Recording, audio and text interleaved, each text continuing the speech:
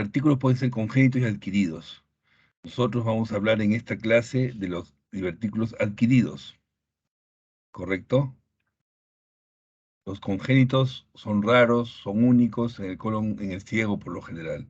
Los adquiridos son múltiples, son falsos y están porque no poseen pared, túnica muscular en su pared. La etiología de la enfermedad diverticular acá apunta fundamentalmente la primera línea: dieta pobre en fibra. Los otros tres son secundarios. Lo principal es que la dieta se convierte en pobre en fibra. Es el principal factor etiológico en la enfermedad diverticular. Acá pueden ver ustedes divertículos, y este es un divertículo falso que hay en la enfermedad diverticular del colon. ¿Por qué? Porque no tiene músculo en su pared. Este es el músculo y no tiene músculo en su pared, por lo tanto es un divertículo falso. Si tuviera músculo, sería un divertículo verdadero, pero de eso no estamos hablando en esta ocasión. Estamos hablando de divertículos falsos del colon sigmoide fundamentalmente. Términos importantes: diverticulosis es enfermedad asintomática, es decir, es el paciente que no tiene síntomas, que un hallazgo de una colonoscopía por X razón le encuentran múltiples divertículos y nunca tuvo síntomas de dolor abdominal, ni de sangrado, ni nada por el estilo. Esa es diverticulosis, es enfermedad, no podemos decir enfermedad, pero es asintomática. En cambio, la enfermedad diverticular es sintomática, que va de dolor abdominal a infección severa, complicada y no complicada. La diverticulitis simplemente es la presencia de inflamación o infección. Se llama también diverticulitis a la enfermedad diverticular aguda.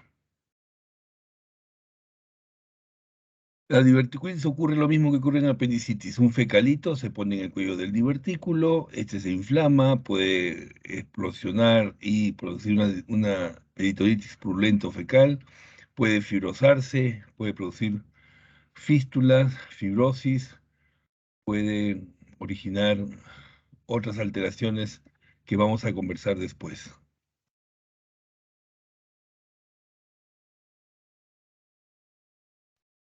Entonces, el diverticulitis ocurre básicamente por un cuerpo extraño que se llama el fecalito.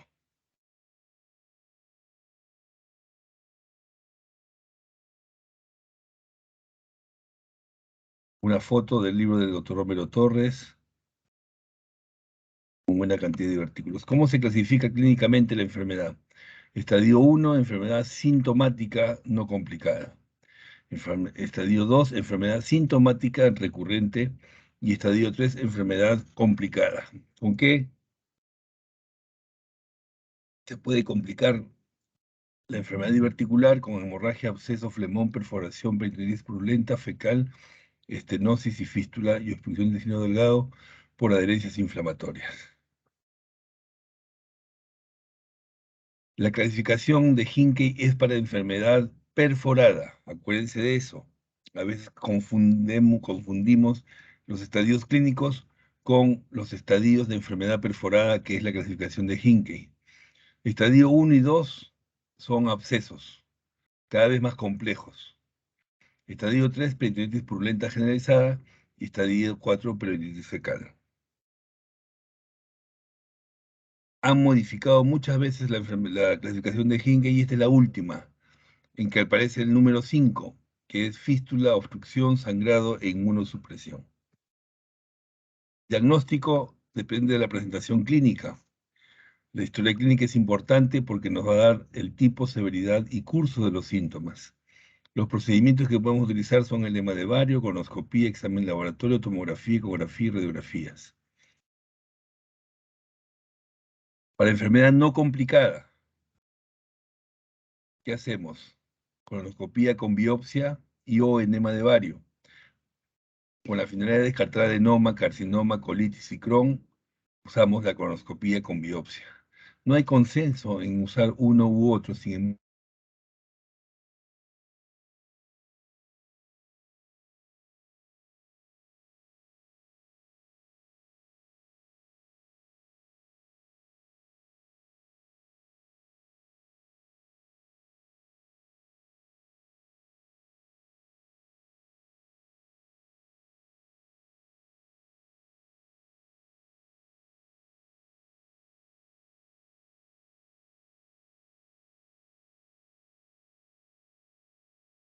Doctor, se le fue el audio, doctor.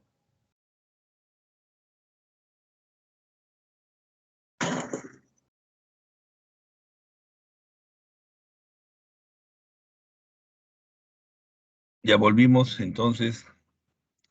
Para enfermedad sintomática recurrente, ¿qué usamos? Tomografía fundamentalmente. Son aquellos elegibles para cirugía laparoscópica. También podemos utilizar enema de bario, pero si tratamos de localizar el proceso, de ver cambios extraluminales y ver enfermedad abdominal coexistente, utilizamos la tomografía de preferencia. Y en enfermedad complicada no se hace colonoscopía. ¿Por qué? Porque nosotros podemos completar la perforación que se ha formado y convertirla en peritonitis. La tomografía es lo mejor acá, tiene una sensibilidad y especificidad mayor al 90%. En enfermedad diverticular obstructiva aguda podemos usar enema contrastado con hidrosoluble. En obstrucción crónica podemos usar colonoscopía con biopsia y en sangrado colono, arteriografía y gammagrafía. Indicaciones para tratamiento conservador. El que seamos cirujanos no quiere decir que todo se va a operar. Luego del primer ataque de diverticulitis no complicada, 50-70% de pacientes se recuperan sin complicaciones y solamente 20% desarrollarán alguna complicación. Por lo tanto, en estos casos está indicado el tratamiento conservador, que consiste en casos leves, dilatación oral, antibióticos orales como ciprofloxacina y metronidazol, y antiespasmódicos como los anticolinérgicos, bromuro de propantelina y el clorato de meperidina, que sí hay en nuestro medio, que relaja el músculo colónico en forma selectiva. Es el demerol. En casos moderados y severos, reposo gástrico, hidratación y antibióticos endovenosos, analgésicos, fundamentalmente petidina, y evitar morfina por esas razones. Tratamiento conservador. ¿Qué tratamiento conservador damos? En enfermedad no complicada, sin ataque agudo, aumento de la fiebre en dieta, salvado de trigo, 5 a 10 a 20 gramos diarios. Frutas y verduras, pan integral y cereales, aditivos de volumen como la metilcelulosa, el bagazo de espágula y los polvos de semilla de esterculia y psyllium. De todos estos aditivos de volumen, ¿cuál tenemos? El psyllium. Son ablandadores de heces muy buenos. El psyllium se conoce como metamucil. Es muy bueno para estreñimiento, es muy bueno para enfermedad diverticular, para muchas cosas más. Pero acuérdense que cuando queremos aumentar la fibra, tenemos que aumentar también agua, abundante líquido, y el psyllium, que es el metamucil.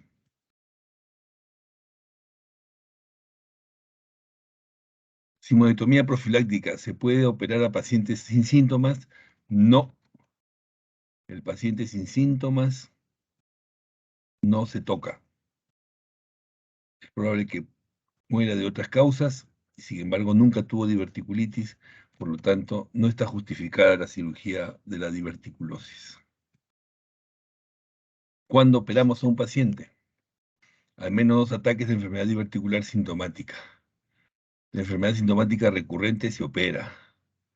Los ataques recurrentes tienen 60% de riesgo de complicación. Después del primer ataque, menores de 40 años, discutible. La inmunosupresión crónica, sí. Pacientes diabéticos, pacientes con Crohn, con colitis.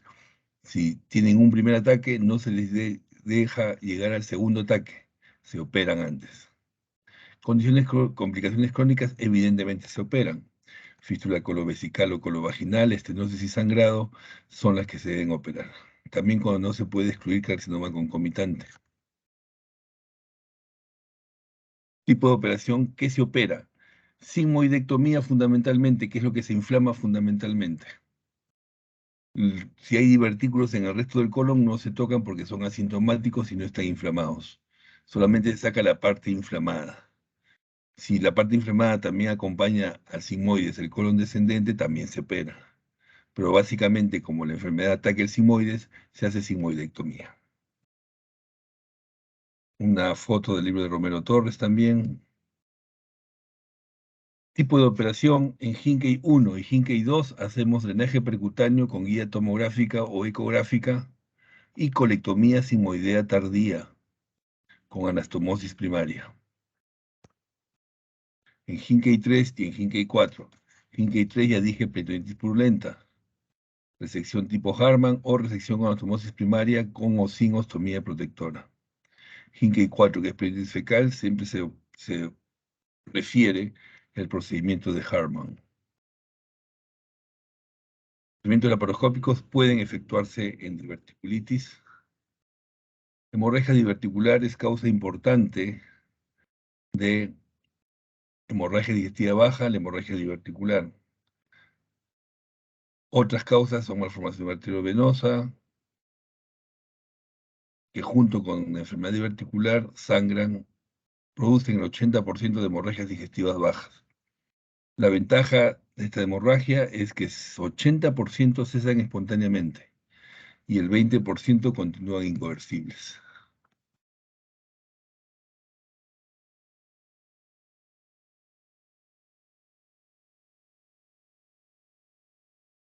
Ya saben lo que ustedes que es hemorragia digestiva baja por debajo del ángulo de Trace.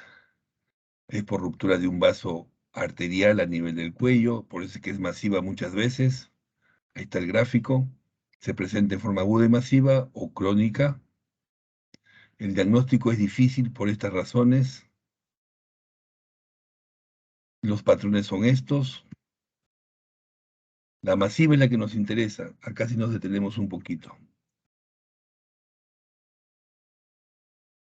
Porque la masiva, su manejo es controversial y es el 20% de las hemorragias digestivas son masivas. El 80% dije que remiten espontáneamente. Este 20%, 10 a 20%, son aquellos que el cirujano tiene que actuar en forma rápida. Porque si no, el paciente puede morirse desangrado. ¿Correcto? Eso se denomina enfermedad activa masiva. 20% de hemorragia digestiva baja son activas y masivas. 80% no lo son. Remiten espontáneamente. Como vuelvo a repetir, este 10 a 20%, en redondo 20%, son los que tenemos que intervenir los cirujanos con la finalidad de que el paciente no fallezca. Los patrones ya los dije antes. ¿Qué métodos usamos? Colonoscopía, arteriografía mesentérica, gamografía y edema de Vario. La colonoscopía es interesante, ¿por qué? Porque nos permite acción terapéutica. Con el colonoscopio hacemos un buen diagnóstico topográfico y con el colonoscopio podemos remitir la hemorragia digestiva baja por enfermedad diverticular básicamente, porque podemos usar argonplasma, podemos usar clips, podemos usar muchos artefactos que nos pueden utilizar, que se pueden utilizar para parar la hemorragia, ¿correcto? La arteriografía mesentérica es otro método importante, interesante, ¿por qué? Porque nos localiza el sangrado y a la vez nos va a parar el sangrado con inyección de epinefrina o con inyección de Gelfond. La gamografía localiza sangrados bajos, débiles, pero no es terapéutica. El edema de Vario en hemorragia aguda, difícil de utilizarlo.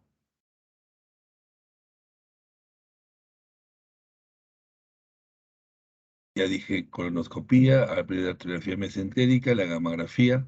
Pero ¿qué pasa? Ustedes dicen, el doctor está hablando de gamografía, arteriografía, colonoscopía. Y yo estoy trabajando en el hospital por ejemplo, en el hospital de Puente Piedra. No tengo colonoscopía, no tengo gamografía, no tengo arteriografía. Y estoy frente al 20% de pacientes que sangran en forma masiva e incoercible. ¿Qué puedo hacer? Colectomía total con ileostomía o con anastomosis ileorrectal. Básicamente con ileostomía, ¿por qué? Porque el paciente está grave. Tiene una aceptable mortalidad del 10%, una frecuencia de sangrado del 10%, una función digestiva buena, las colectomías cementerias a ciegas ya no valen, y la mortalidad operatoria es igual a la colectomía subtotal. Tasa de sangrado del 20 al 50%. Entonces, cuando no tenemos los exámenes que hemos recomendado, o cuando hay los exámenes, pero no nos permiten hacer el diagnóstico y el paciente está sangrando en forma masiva ese 20%, estamos autorizados a hacer una colectomía total, no subtotal, total, ¿correcto? Y hacer una ileostomía porque el paciente está chocado seguramente. Vólvulos intestinales. Importantísimo hablar de vólvulos, ¿por qué? Porque cuando vayan a la sierra a hacer su servicio rural o estén trabajando en la sierra, van a ver vólvulos intestinales. Van a ver, y buena cantidad de vólvulos hay en la sierra. En Estados Unidos es una causa rara de obstrucción. En países andinos sí es frecuente la obstrucción por vólvulo. Los vólvulos simoideos en los Andes se llaman así porque aparecen básicamente en la sierra de Perú, Ecuador, Argentina y Chile. Ocurre el dolicomeacolon andino, así se le ha llamado para diferenciarlo del meacolon chagásico, que es por enfermedad de Chagas. El dolicomeacolon andino es una enfermedad adquirida, no es congénita, es adquirida sobre los 3.000 metros del nivel del mar. La torsión o vólvulo es cuando una asa intestinal gira alrededor de su eje mesentérico y forma el dolicomeacolon volvulado o vólvulo del sigmoides. La frecuencia de obstrucción intestinal del vólvulo sigmoides mucho más frecuente en la altura, como podemos ver ahí. La patogénesis es en general oscura. Muchos pacientes son ancianos y tienen incidencia de problemas médicos y psiquiátricos. El estreñimiento crónico se asocia y hay gran incidencia encontrada en Europa del Este, en India y África. Se debe a dieta con alto residuo. Factores predisponentes son dos básicamente: el dólico megasimoides y la mesosimoiditis retráctil. El 3 no lo tomen en cuenta. Dólico megasimoides y mesosimoiditis retráctil. De tal manera que acá tienen ustedes un vólvulo del simoides, perdón, un dólico megacolon todavía, un dólico megacolon, colon grande y largo. ¿Y qué pasa? Se tuerce sobre su eje, 180 grados sobre su eje mesocólico. Ahí está la mesosimoiditis retráctil que les dije, que jala los dos polos del colon, del asa simoidea, y se tuerce en 180 grados, luego entre 60 grados, 360 grados, y produce estrangulamiento. Edad en ancianos más frecuente, 80%, perdón, un ratito.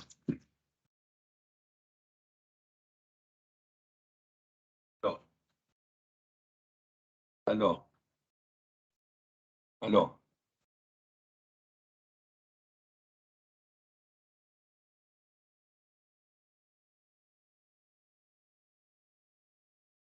Más frecuente en hombres, en agricultores, evidentemente. Síntomas, la de un cuadro agudo de obstrucción intestinal. No vamos a repetirlo radiográficamente. El signo más frecuente es el grano de café. Ahí lo pueden ver en la foto.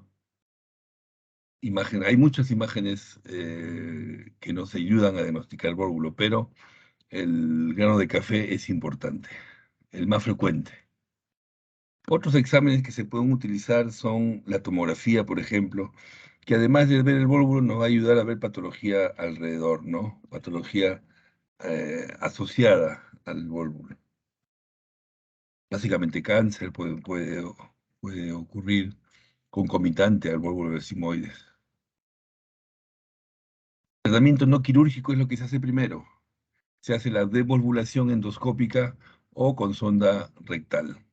Puede usarse un anemia vacual también, pero básicamente en hospitales que tenemos colonoscopio o proctoscopio, usamos la endoscopía para la devolvulación transrectal endoscópica. Ven ahí con el proctoscopio cómo se hace la devolvulación, con el colonoscopio cómo se hace la devolvulación, se destuerce el colon y Es una emergencia quirúrgica, no requiere preparación mecánica, la antibiótico profilaxis es importante. Siempre en cirugía colorectal, antibiótico profilaxis, por favor. Es mandatoria. La preparación mecánica del colon es discutible. No, no es discutible, no está permitida, porque el paciente está obstruido. Procedimientos. Paciente en buenas condiciones y esa sigmoidea sin sufrimiento vascular, se hace la distorsión, la sigmoidectomía y la anastomosis término-terminal. El paciente en buen estado o mal estado general, haga sigmoidea con signos de sufrimiento vascular, distorsión, sigmoidectomía y colestomía al omículis o en cañón de escopeta. Paciente en mal estado general y extenso sufrimiento vascular, gangrena extensa, distorsión, sigmoidectomía y colestomía tipo Harman. Complicaciones de la cirugía, la mortalidad operatoria es 12%, llega al 53% en colon no viable, o sea, colon gangrenado. Vamos a dar algunas palabritas nomás de megacolon chagásico. ¿Por qué? Porque no es muy frecuente en nuestro medio. Eh, sí, hemos visto ahora último un megacolon chagásico. Y vienen de la zona de Arequipa y Moquegua, ¿correcto? Eh, pero la incidencia es muy baja, pero es muy frecuente en otros países.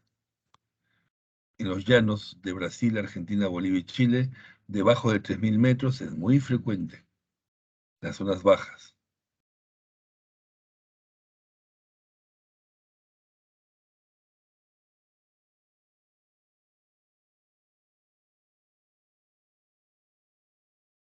Ya saben ustedes la historia de la enfermedad de Chagas, el tripanosoma causado por tripanosomiasis causada por Trypanosoma cruzi, que es transportado por la chirimacha o Triatoma infestan y se coloca en el corazón produciendo miocarditis, en el colon produciendo megacolon o en el esófago produciendo megaesófago. Ocurre una lesión del plexo de Auerbach, ¿correcto? Y el cuadro clínico es de obstrucción intestinal o fecaloma. El manejo evidentemente es quirúrgico. Serología es importante, eso siempre les pregunto. ¿Cómo diferencian un megacolon andino de los Andes de un megacolon chagásico? Mediante la serología de fijación de complemento o reacción de Machado-Guerreiro.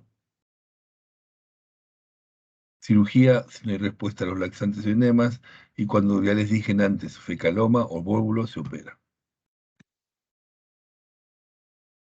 Poliposis y pólipos intestinales, sumamente importante. Bueno, para mí que me gusta la coloproctología porque a eso me dedico, todo es importante. En ustedes es importante, ¿por qué? Porque los pólipos colorectales evolucionan y se transforman en cáncer, ¿correcto? Un buen grupo de ellos evoluciona hacia cáncer. ¿Qué es un pólipo? Es una proyección bien circunscrita de la superficie epitelial intestinal.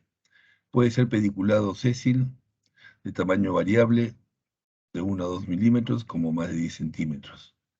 Tipos: hiperplásico, hamartoma.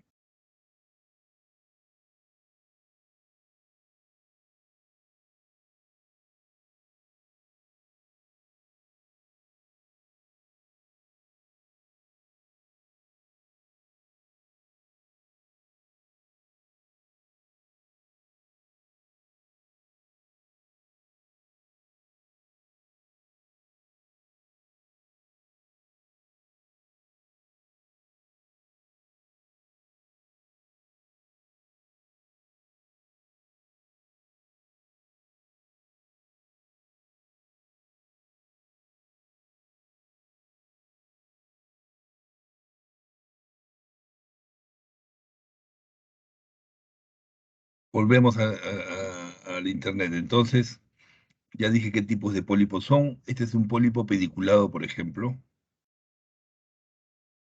Tiene su cuello.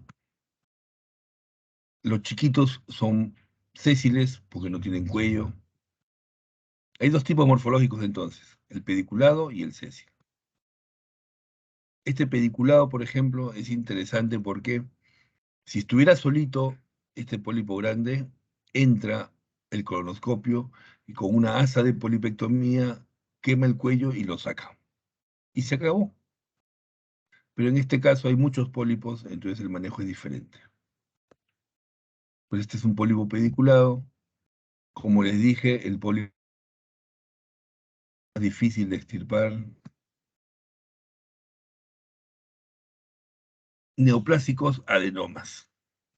Acuérdense, los pólipos neoplásicos son los adenomas, ni los hamartomas, ni los hiperplásicos, son los adenomas. Son lesiones primalignas con potencial de desarrollar cáncer colorectal. Siempre les repito eso y siempre les pregunto en el examen. Al diagnóstico, 5-8% tienen displasia severa y 3 al 5% de carcinoma invasivo. Los adenomas pueden ser tubulares, tubulovellosos y vellosos. Tubulares, tubulovellosos y vellosos. Tubulares son el 65-80%, tubulovellosos, o sea, mixtos, 10 al 25% y vellosos 5 al 10%. El riesgo de carcinoma, acá hay un error, y siempre pregunto esto en el examen, porque el que no ha venido a clase no se va a dar cuenta del error que ha habido. Los vellosos son 22%, los túbulo-vellosos 40%, y los vellosos son los más malos, 50% de posibilidad de riesgo de carcinoma. ¿Correcto? Y ahí hice la corrección porque está con un error de tipeo en ese momento. Los no neoplásicos pueden ser hiperplásicos, hamartomatomas o inflamatorios. Son no neoplásicos. Los adenomas, lo que nos interesan, que son neoplásicos, pueden ser tubulares, tubulovellosos y vellosos, ya lo dije. Pueden ser pediculados o sésiles morfológicamente.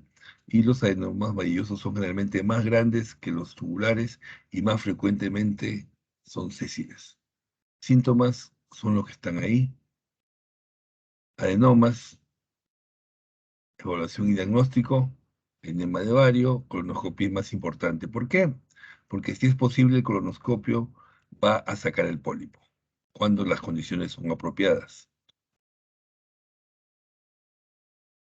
Miren esta cantidad de pólipos, es una poliposis adenoma familiar. Secuencia adenoma-carcinoma. Miren qué importante es la secuencia adenoma-carcinoma. Muchos cánceres colorectales, si no todos, provienen de la secuencia adenoma-carcinoma. Provienen de la secuencia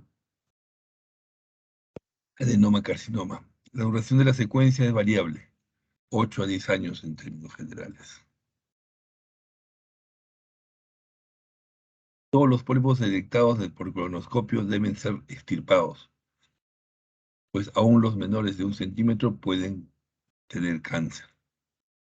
Qué importancia sacar todos los pólipos que haya en el colon y en el recto. La polipectomía endoscópica es la excisión total que nos permite ver una histología precisa. El examen microscópico, que lo hace el patólogo por lo general, puede ser tubular o velloso, con bajo o alto grado de displasia, y puede haber carcinoma evidente también. ¿Qué se hace? Los pólipos pediculados, polipectomía endoscópica. Los pólipos sésiles son los fregados. Los grandes de 2 centímetros, frecuencia histología vellosa y alto potencial maligno. Requiere una resección colónica formal. Cuando la resección endoscópica es incompleta, se prefiere la resección colónica. Los pólipos malignos se manejan como cáncer, evidentemente. La poliposis adenomatosa familiar PAF se define como más de 100 pólipos adenomatosos en colon y recto, heredado de manera autosómica dominante, con 100% de penetrancia, uno de cada 10.000 nacidos vivos, es 1% de todos los cánceres colorectales. Todos desarrollarán cáncer colorectal si la colectomía no se realiza. Manifestaciones extraintestinales, o sea, además de los pólipos que hay en el colon y en el recto, pueden tener manifestaciones extraintestinales, tumores desmoides, osteomas, quistes sebáceos, en este caso se llama síndrome de Gardner. Cuando la PAF se acompaña de tumores cerebrales, se llama síndrome de Turcot. Miren esa cantidad de pólipos, esta es una poliposis adenoplásica familiar, PAF. Acá también una buena cantidad de pólipos. Los síndromes polipósicos, el más frecuente, el más conocido, es la poliposis adenoplásica familiar, PAF. El gen ya está identificado, el gen de la poliposis adenomatosis coli en el cromosoma 5q21. La clínica es sangrado, diarrea, dolor abdominal y moco. Tratamiento recto o proctocolectomía con reservorio ileal.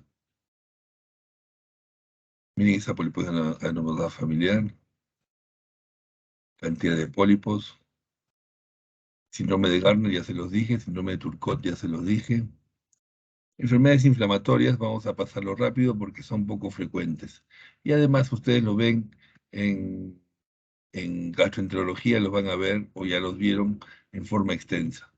Solamente hay que decirles que si no responden al tratamiento médico, es decir, hay intratabilidad clínica, o hay obstrucción, o hay abscesos, o masas palpables, o retardo de crecimiento, o en emergencia, está indicado el tratamiento quirúrgico. Tipo de operación, la resección. Cirugía laparoscópica colorectal, no les voy a preguntar nada de eso, solamente es una referencia. Se está haciendo en el mundo y en Lima hay varios hospitales. Uno de ellos es el Hospital Menara, donde yo trabajo en el servicio de cirugía colorectal.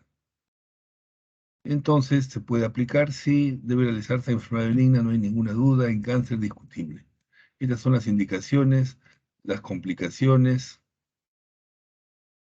Es difícil la técnica, hay que practicarla bastante.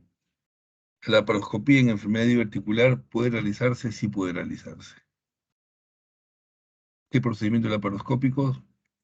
Desde drenaje de abscesos hasta colectomías. Hay varios estudios randomizados incluso que dicen que la colectomía laparoscópica o la protectomía laparoscópica es adecuada para pacientes seleccionados y para cirujanos seleccionados que tengan experiencia en la cirugía laparoscópica.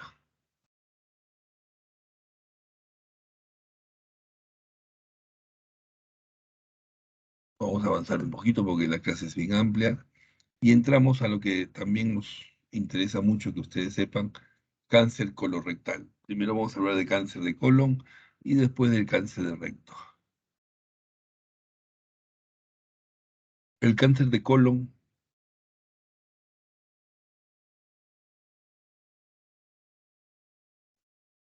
es importante porque su incidencia está aumentando en el mundo. Acá hablan de la frecuencia en la que un pólipo o adenoma va a cáncer. Estas son las justificaciones para pensar de que un pólipo adenomatoso o un adenoma va hacia cáncer. Más frecuente, como siempre, en el sigmoides le pasa todo. ¿Cómo se disemina el cáncer colorectal? Diseminación linfática es la más, diseminación directa, perdón, por vecindad, es importante, pero más importante es la diseminación linfática. En el abdomen, todos los cánceres tienen predilección por el drenaje linfático y los ganglios. Entonces, las cirugías por cáncer en el abdomen, y en este caso colorectal, son radicales porque hay que hacer la resección de los ganglios correspondientes a la parte del colon donde está el cáncer. Diseminación sanguínea también por vía porta, al hígado y al pulmón y a otras partes. Diseminación peritoneal también existe. La etiología es discutible, pero hay factores aligenéticos. La alimentación también se recomienda, se habla de la alimentación también, mucha carne puede originar cáncer. No está No hay trabajos que determinen eso realmente. Lo que sí está bien determinado es que los cánceres provienen de pólipos adenomatosos. Eso está bien estudiado y eso se ve en este gráfico, por ejemplo, cómo aparece en el cromosoma 5 APC, el pólipo, ahí está el pólipo, se formó el pólipo, invadió la mina propia, invadió muscular y su mucosa, y se fue metástasis al hígado y metástasis al pulmón. Secuencia interesante. Se habla de ácidos biliares también como un factor, no es la causa directa. Condiciones predisponentes también hay algunas. ¿Cómo se presenta? El colon derecho, que es ciego, colon ascendente, ángulo hepático y la mitad del colon transverso, el colon derecho es anemizante. Anemizante. Cualquier persona por encima de 60, 70 grados que es pálido y tiene anemia, que está pálido y tiene anemia, pensar en cáncer de colon derecho. ¿Correcto? Es muy frecuente que produzca anemia. Repito, cáncer de colon derecho es anemizante. El colon izquierdo es obstructivo, produce estreñimiento, dolor abdominal, cambio del hábito intestinal, sangre, heces y otros síntomas más complejos también se pueden ver. Pero acuérdense, colon derecho es anemizante, colon izquierdo es obstructivo. ¿Qué se hace? Colonoscopía con biopsia es lo más importante. Nadie va a operar un cáncer de colon, hacer una colectomía, si no tiene la patología de que es cáncer. Es importante, porque es cirugía radical, cirugía de varias horas. Entonces no podemos arriesgar que no sea cáncer y operar a un paciente sin patología. La patología es preponderante. Segundo, la tomografía es para estadiaje. También para ver el tumor, pero para estadiaje es lo fundamental. Nosotros pedimos tomografía de tórax, abdomen y pelvis. Y evitamos la placa de tórax, evitamos otras placas, ¿correcto? Lo importante es hacer un buen estadiaje, es lo más importante. Preoperatoriamente hacer un buen estadiaje. Lesiones hepáticas se ven por tomografía, riñón se ve por tomografía, entonces no hacemos todos los exámenes que están acá, son sustituidos por una tomografía de tórax, abdomen y pelvis, más su colonoscopía con biopsia, más su prequirúrgico, el paciente debe operarse. La resección del cáncer de colon es el único tratamiento efectivo. La cirugía es el único tratamiento efectivo que puede curar a cerca del 2/3 de pacientes quienes sobreviven después de una resección potencialmente curativa. La recurrencia es muy rara luego de 4 años de sobrevida libre de enfermedad. El cáncer de colon, hay evidencia actual del valor de la quimioterapia. En colon hay evidencia del valor de la quimioterapia. En recto hay evidencia del valor de la radioterapia. ¿Correcto? Preparación para cirugía, ustedes ya han hecho sus clases de preparación. La función sanguínea también. Antibiótico profilaxis es importantísimo. Cateterización vesical. La excisión radical del tumor colónico con apropiado pedículo vascular y el drenaje linfático acompañado es la mejor operación para obtener control local de la enfermedad. La resección clásica remueve el drenaje linfático a lo largo de la suplencia vascular. No hablemos de la colectomía transversa, hablemos de la colectomía derecha y colectomía izquierda. Cuando la suplencia vascular es de la ileocólica y cólica derecha, se hace una colectomía derecha, y cuando es la cólica izquierda, se hace la colectomía izquierda. Lo mejor es ver en el gráfico la técnica operatoria de la colectomía derecha. Ahí está.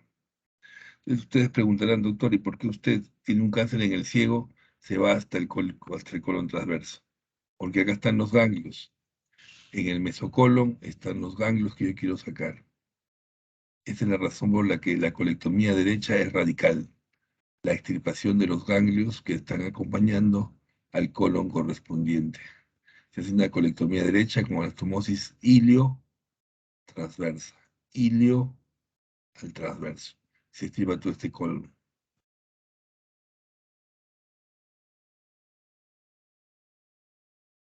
Y la colectomía izquierda es esta. Miren ustedes cómo se saca todo el colon izquierdo con los ganglios correspondientes y se hace una anastomosis colorectal. Colectomía derecha, colectomía izquierda. La anastomosis es indiferente si es manual, punto por punto o por sutura continua. Pueden utilizarse autosuturas como este GIA, anastomosa rápidamente con grapas de titanio, ahorra mucho tiempo y es muy efectivo. La anastomosis con autosuturas. En el lado izquierdo se usa el EA, por el ano entra el- la autosutura y arriba, después que se sacó el tumor, se pone el ambil en el coto proximal y se hace la anastomosis. Muy efectiva, más que todo en recto. Enfermedad avanzada, ¿qué se hace con el estadio 4? Vamos adelantando un poquito, vamos a ir del 4 al 1. En el estadio 4